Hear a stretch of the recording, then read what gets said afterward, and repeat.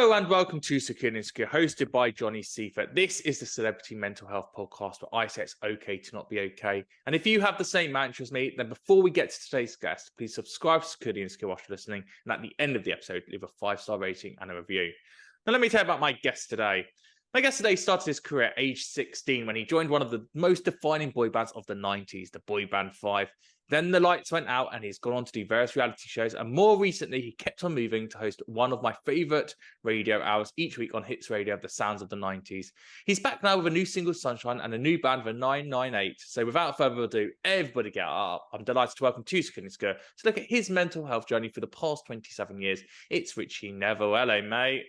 Johnny, that was like one of the most professional segue introductions with song titles and everything. You've been doing this a while, haven't you? But I also think it's one of those things that if you are from the 90s, early noughties era, so I always say 96 to 2003 are my favorite years of music. I think if you ever interview someone from that era, you have to bring in all the puns of all the songs. I don't think it works at the end of the 80s stars, and it definitely doesn't work for the now stars. But I think that little era is where you can do those puns.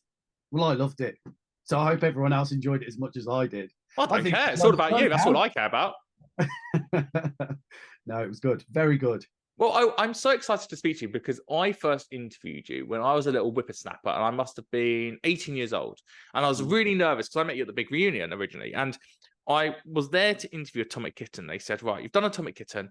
Now you're going to have the next people, the Honeys. Now you're going to have 5. And I was like, oh my, what is...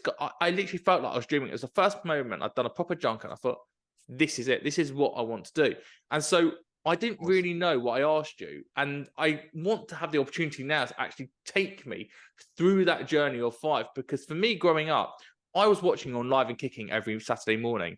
Then I would see you on Blue Peter on a Wednesday afternoon. And so I want to look at it from the other side. Now that I'm 30 years old, I go, what was that actually all like for you? So take me back to that 16-year-old little Ritchie who saw that advert in the stage newspaper where it wasn't going on TikTok. It was physically picking up that newspaper every week because you wanted it. And you bought those papers every week and you looked at the adverts because you knew you were made to do this and you would do nothing else to get there. Yeah, I mean, that's definitely a part of it.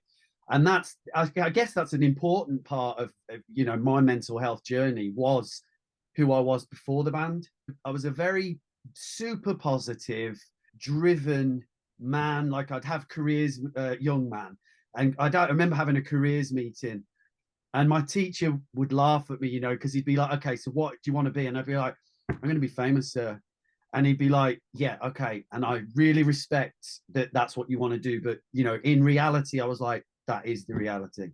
And I said to my friend, and I wasn't like arrogant with it. It wasn't an arrogance. I don't know whether you could say I either knew, maybe, I don't know, or I was so driven, and this is where the law of attraction comes into it, because I'm a big believer in that. Your thoughts create your reality.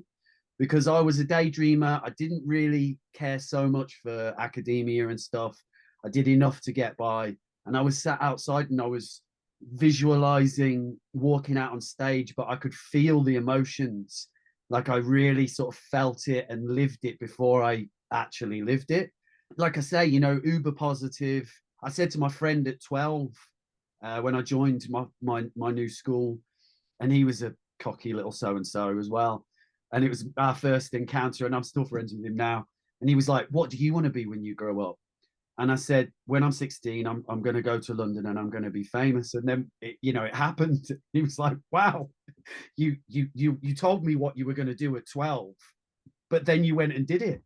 And it's kind of a strange thing that I can't even really make sense of fully. Well, it's interesting because, so for example, we're now in 2023. I've got a book that I'm showing you on screen, Gratitude Journal for Men, and I journal each day my gratitude diary. The questions you answer are: today I feel, I am grateful for, and then I am looking forward to. And you would have written every day, I'm looking forward to being famous. And so the law of attraction now, even more so than ever before, has all been about the energies and spirits going, what do you want to happen? If you say it loud enough, the spirits will answer you. But back then, that wasn't a thing. Yes, you would have said, I want to be famous. And, most people would have said a footballer, an astronaut, or famous. But fame no one really knew what it was. And obviously now we know it's all about the brand deal. So what did the fame mean to you? What was it that you actually wanted to do? Was it, I want to be in a recording studio every single day, chilling with friends, singing? Was it, I want to do that Saturday morning TV circuit? Was it, I want to be on stage at, Tea in the Park and Heart in the Park and whatnot? No, and I've analyzed this, and like I say to my daughter as well, because if I was in a school play or I got up and I sang somewhere, there was a certain reaction that I could feel in the room that I was like, oh, I don't know. It was just had something that was like, okay, maybe I'm all right at this. And I guess that was also part of it, like that backed up, actually, maybe I should go into this. Maybe I should do this. But the fame part of it, I like to create, like it's the creation. And I believe that any artist of any genre, whatever you name it, like when I say genre, I mean more medium, whether it's music, an actor, a painter, it doesn't matter. I think spiritually, our job here is to connect people with their emotions and to make people think, whether that's just to make them happy, like in a kind of, I suppose, like speaking from a person, keep on moving, or even like Sunshine, it's just a happy, upbeat thing. Or, if you're acting and you just, you watch like some performances and you just go, oh, like I really felt what he or she was saying, and, in that scene, or, they really moved me. That, I guess it's that more than anything. Who are you replacing? So the fact that you're so giving, the fact that you want to make a statement, the fact that you want to get those messages out there and create, who was not creating for you growing up that you had to replace that version with? 5, in a way, without fully realizing it, we kind of did want to shake up the boy band world a little bit, because at the time, all boy bands sang ballads. They all said that they didn't drink and they were virgins, and everybody knew it was bullshit. And we were just young lads that did normal stuff that 18-year-olds do, or whatever, 17-year-olds. And so we kind of were honest about that. And when it came to the music, we were like, come on, like, and we were encouraged to as well, let's bring elements of rock and rap and hip hop and funk and all those things. So in a sense, I suppose in a way there was that. But other than like replacing, I wouldn't say replace, I would say continue with the people that have moved me, if you like. I've only just fully reconnected with that. It's taken me a long time after the band to fully reconnect with, okay, yeah, that's what makes me tick, if that makes sense. But that squeaky clean image that Boyzone and Westlife had to their fans, the fact that, the female fandom that followed them versus obviously what the Spice Girls had at the same time as well. Yeah. Where did 5 fit into that scale of here's Boyzone, here's Westlife, here's the Spice Girls, but then you have 5 and you've got East 17, which have been doing a little bit different, but don't fit the narrative for what the music industry wanted at that moment? Obviously very different, and by no means am I likening us to Oasis by any stretch of the imagination. But I watched a documentary just as a viewer, and I watched it's about Britpop, and it was about how Oasis came along, and they were so outspoken and vocal, and you realized why they were the tabloid's dream, because they just said it. They just said stuff that was so, people aren't used to people saying stuff. And I think we had a touch of that in the pop way. We weren't, I don't know, like pop bands used to go around and they'd be like so nice to everyone, and they'd be so professional and so perfect, and we just weren't that. We were kicking off with each other. If we thought somebody was, being rude, like be it a journalist or whoever, didn't matter, whoever, we would tell them. And I think to a point, I guess maybe there was an authenticity and an honesty about just how we approached things. We sort of should have given slightly more of a shit, but we just didn't. Well, I think it's also the time period as well. If we think about it, take that, which launched in about 92. They'd taken, 3 or 4 years to mold themselves. Then you have, as you say, Oasis and Blur. Again, 92. By the time they're peaking in 95, 96, that Britpop era was massive. When you Yeah. came in 96, really, it took you to about 98 to find your voice. And by that point, the boy bands had almost started coming away, and we started having an influx of now groups. So S Club 7, Yeah. Steps, and suddenly you were part of that poppy world. Yeah. You'd left away the ballad world, you'd left away the Britpop world. So I think you probably took the lessons you'd learned and seen from those two eras and moved it through to the next part of the phase of that time. Yeah, in a subconscious way, maybe. Yeah, you're probably right. What's the most showbiz story that you've now thought of that time that you've never revealed before? A showbiz story. The first one is so minor, but I took a friend who was like a schoolmate to Nobu, and like Dale Winton was just in the table across, and we knew each other from like TV shows, and it was all very, oh darling, hi, and he was like, oh my god, that was so showbiz. I've never seen anything so showbiz. It's a minor thing. I've never revealed. I can't think. I mean, it was daily, just daily encounters with people that sometimes you'd idolized. I don't know, coming off stage, or Janet Jackson coming off stage, us going out, and George Michael waiting in the wings to go on in our first single was a kind of a mad eye opener. Just sort of strange, like, what on earth is going on? Like, I'm 17 and these are like two of my childhood idols here, just casually coming off and going on stage, and I'm going on in between, or we.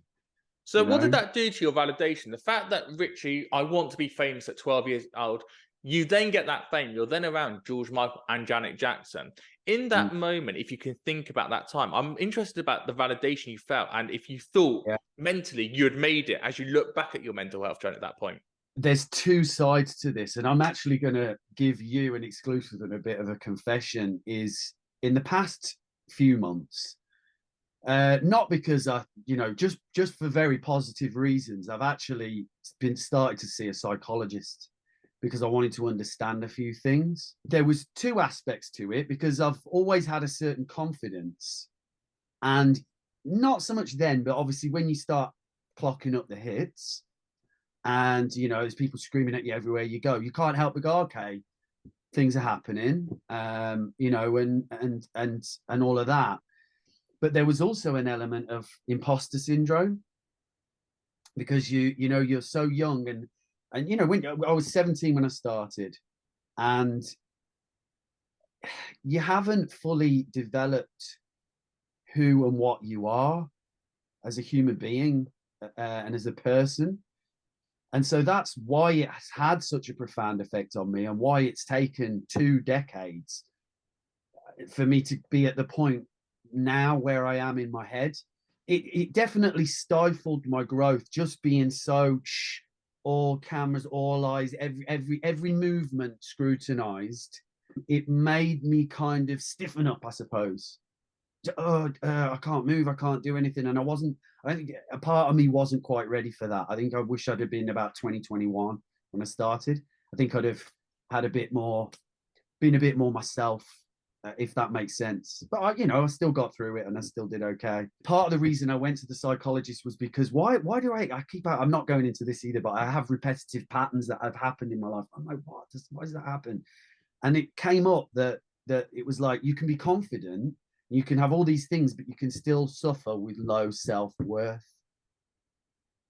And that came out in the first 45 minutes of the first session. He's like, well, from everything you've told me, I'd say you have extremely low self-worth. And it was like a penny dropped. Everything changed in that moment. I went, oh my God, yeah, I do, don't I? I went away, and sort of a few months had gone by, and I've gone, yeah. And it has affected my life. That's where the imposter syndrome came from, and kind of stuff like that. So yeah.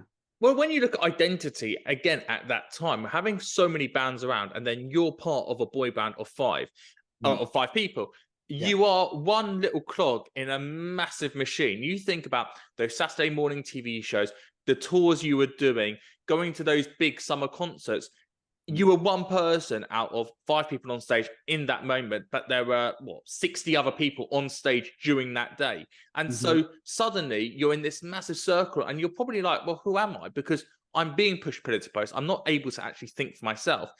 And I'm doing what my managers are telling me at the time to keep them happy. Their bank balances are obviously going up. My bank balance is staying where it is because we know most money goes to the management. And you're like, well, who am I? Literally, as Will Young said in that song, who am I? Yeah, it was a strange experience, and I'm not bemoaning it. I'm super grateful for it. I opened the Brits with Queen. I jammed. My favorite thing ever was jamming Hey Joe with Brian May and Roger Taylor, right, just off the cuff.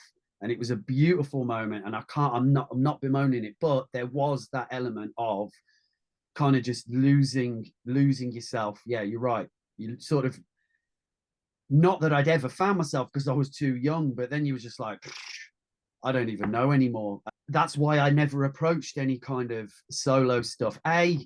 Simon Cowell got me in and he said, and this is nothing against Darren Hayes because he's a great guy. I know the guy. I've met him. I love him.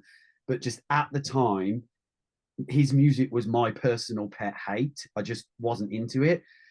There couldn't have been anyone worse at the time for somebody to say, and Cowell says, I want to turn you into the next Darren Hayes. And no, please, I can't. And I made some ballads.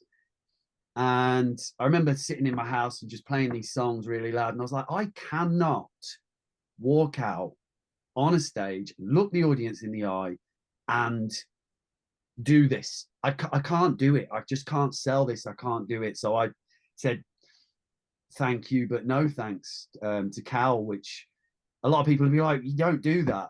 But it's about authenticity, isn't it? I have to be true to myself. And I knew, like I said, it's taken me two decades. Like I knew I was like, I need to go and just sort of like have some space and kind of sit with myself a bit and kind of figure out what that was. And another thing that you mentioned about yourself was not because I felt I'd been a bad person or anything, but I can remember I'd finished a recording session and I don't know why, but I'd realized that for a long time I hadn't looked myself in the eye in the mirror. And I was staying in a hotel and I was sitting in a desk where there was a mirror in front. And I just quickly sort of glanced across and I realized I looked away from myself really quickly. And then I was like, hang on a minute. Why can't you look? What, you're not looking at yourself? Why are you? There was like a fear or a scare. I wasn't scared to look at myself. I remember I sat and I looked at myself in the eyes in the mirror and I was just sat there and I went, no, like make friends with yourself. Like, I was like, hello, Richard. Like, come on. How are you? How are you doing? You're all right. You're a good person. Just, do you know what I mean? And kind of, yeah, just made friends with myself. It's funny you say that. Davina McCall was on Fern Cotton's podcast, Happy Place, about 2 years ago. And I remember, I've never forgotten this. It took her a year for her to look in the mirror every day and say, I love you and believe it. Because she couldn't look in the mirror and say that. And I'll sometimes look in the mirror and go, you're right, mate. You're right. And it does feel weird, but oh God, you've got to do it because that sense of belonging to yourself is more important than your sense of belonging to anyone else. And especially for someone like yourself, and same as me, when we work in the media and we're used to a way of life, we both know the freebies, the people, all this celebrity stuff. We know it's not real, it's artificial, but when you're in it, it's incredible. As soon as you take yourself out of it, you go, well, who am I? Where's my sense of belonging? You go really introverted because you're so used to being extrovert. As you said with Dale Winton early on, it is that case of everyone is a darling. Hello, darling. Oh, darling. I thought, oh, it's me trying to be like Alfie Moon in EastEnders. And then someone said to me a couple months ago, it's because you meet so many people, you can't remember anyone's name. So everyone is mate or darling or love because you generally don't know their names. And so you take all that away and you're like, well, who is a darling now? So what was your sense of belonging when you came out of 5 and you go, well, I don't want to do that type of music that Simon Cowell wants me to do. Do I even like music anymore? This is all I've ever wanted. And now I don't really know what's going on.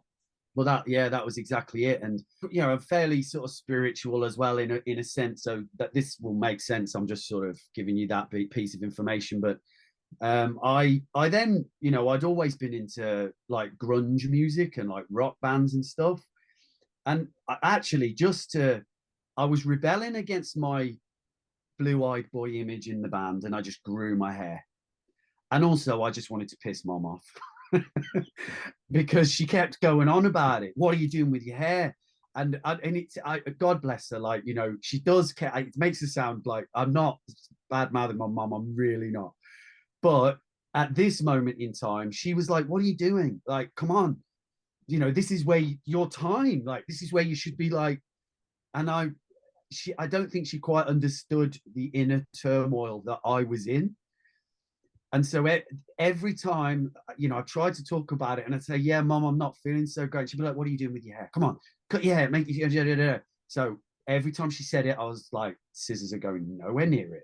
Like, I'm going to rebel against this. And that's what I was doing. And I started this rock band and we were doing some writing and stuff like that. We went out and did a uni tour and that was great fun. I loved it. But then I'd lose my voice for about a week afterwards.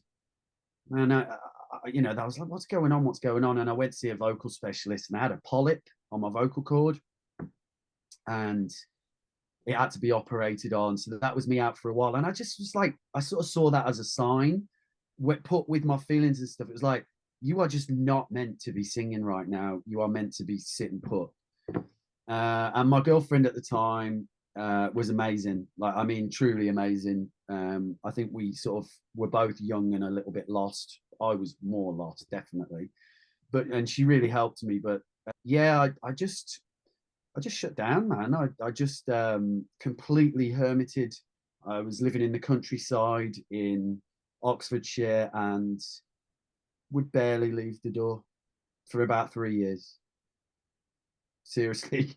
I hit the drink fairly hard at times, and just kind of was like, well, I don't know what to do. And like you say, that sense of belonging, because it was still in there somewhere. I remember we went to like a pizza place, me and the girlfriend at the time, and we Coldplay was on, and all of a sudden I'm crying my eyes out, like, you know, uncontrollably. And she's like, "Oh my God, what's the matter? What's the matter?" And I was just like, "I'll just never be part of music, like the music again, not music, you know, but just I still had that love for it, still moved me, and I wanted, like I said, you know, moving people and, you know, making people feel. And yeah, but I still wasn't ready. I was like, nah, no, I'm not interested. And I had a decade out of the entertainment industry completely. Wasn't interested at all. Well, give or take a few sort of reality TV shows, which if I'm honest, I didn't really want to do. I was doing them for the money. Yeah, of course, pay the bill. Yeah. How much were you drinking at your lowest? A lot for a period of time. 3 o'clock was my cutoff point in the afternoon. I'd try not to drink before then, and then I'd just crack open a bottle of brandy and just swig it neat. That bad. That was because I couldn't laugh or smile or feel any kind of happiness. And so when I did get you know, feel that kind of drink take hold, I started to be able to chuckle about it again. And kind of, oh yeah, well. Whereas I don't know, I couldn't before that. And then what got me out of that was I got really into kung fu. And it was like a physical thing, and it was more of a healthy thing. And I don't know, so I did that 4 times a week, 3 hours a day for about a year and a half, and just got really into that and sort of cut back on the drinking and stuff. So then you get yourself better by doing the kung fu, which is a great use of catharsis as well. The fact you're punching the air, you know, you can get out of that anger. Yeah. The big reunion then comes up. Post the big reunion, and the reason I want to ask this question, you'll see where I'm going with this, but obviously you went into a very public relationship with former Atomic Kitten, Natasha Hamilton. The question I want to ask about that is, how did you deal with being so much back in the public eye again, where everyone was suddenly focusing on an Atomic Kitten and a member of 5ive being together, based on the fact you'd had the imposter syndrome before, based on the fact you had all these insecurities, based on the fact you'd had an alcohol addiction and had to take yourself out of it and find who Richard Neville was, not Ritchie Neville from 5. And suddenly you're back on the front pages, the OK deals are coming along, and you've kind of gone back 10 years to what you had to get yourself out of. I was thinking about not doing the big reunion, to be honest. I had my life in Australia, and I was like, oh, you know, and it was a long conversation with Scott, which he often reminds me about, because he was like UK to Australia for 2 hours, mobile to mobile. It's like, that call cost me a fortune. I said, yeah, but it made you a bit as well. But yeah, so I obviously came back, did that, you know, time goes by, and, you know, like you say, I'm back in the public eye. And oh no, sorry. And I remember early on in that, because I was like, I can't even imagine singing these songs again. Like, I can't. It just seems such an odd concept. I was so far removed from that. And even in the rehearsals, I was like, this feels weird. And then a couple of rehearsals in, I was like, actually, it feels all right. This, like, I'm kind of enjoying this. To be honest with you, like, once that first performance was out of the way, it was almost like, in a sense, coming back home. It was like, okay, yeah, I know this game. If that makes sense. It was like, okay, yeah, I'm ready for round 2. Let's go. Well, let's talk happier things. The 988, you've got a new single out now in your new band called Sunshine, which has one of the best drops of this summer. It's one of those songs, I think, which will be massive on TikTok because of that drop. I can imagine all the clubs playing it. I think the great thing as well is that I could see Radio 2 daytime playing it as much as Radio 1 evening playing it. It's such a universal hit. Talk to me all about it, my friend. It's my creative sort of baby with Liam Keegan, who has been a very successful remixer. We met a few years ago on a writing sort of camp, and got to know each other, and we just started working together. And our rules are, there are no rules. And it was springtime. It was a sunny day. We wrote this song. It's a piano kind of house pop crossover, happy song. Like you say, summer kind of banger style. And we just thought, yeah, look, you know, we could get really complicated with the process and stuff, or we could just roll with the punches and get it out there and just start the ball rolling and just see where we end up, you know. And it by no means defines our direction. We're going to just see where we go. We might go drum and bass, we might go, you know, but it'll all be under the dance umbrella. But Sunshine is for the summer, and that's why we thought, let's just do it. Let's just get it out there. Oh, brilliant, Richie. Well, you keep on moving. If you are affected by... Thank you. If you're affected by what you've heard about Richie talking about his addiction to alcohol, talktofrank.com is a website to use to get more information if you're worried about how much you're drinking. And if you love boy bands on Secure The Insecure, we've got so many people from the 90s: Blues, Anthony Costa and Duncan James, Westlife's Brian McFadden, and A1's Mark Reed, to name a few. You've been listening to Secure The Insecure with me, Johnny Seifert. You like what you heard? Please do go and rate this podcast, go and subscribe, click that add button, and keep sharing it. Let's keep spreading the word. It's okay to not be okay. At Johnny Seifert, at Johnny Seifert 92 on TikTok, at Secure The Insecure Podcast on Instagram is where you can find me. Let's keep spreading that word. It's okay to not be okay. Let's keep talking about our mental health journeys, and let's listen to some more 90s music. I absolutely love 5. The 988's new song Sunshine is such a good banger. Honestly, you will love that drop, so go and check that out. I've been Johnny Seifert, and I'll speak to you next week. Until then, thank you and goodbye.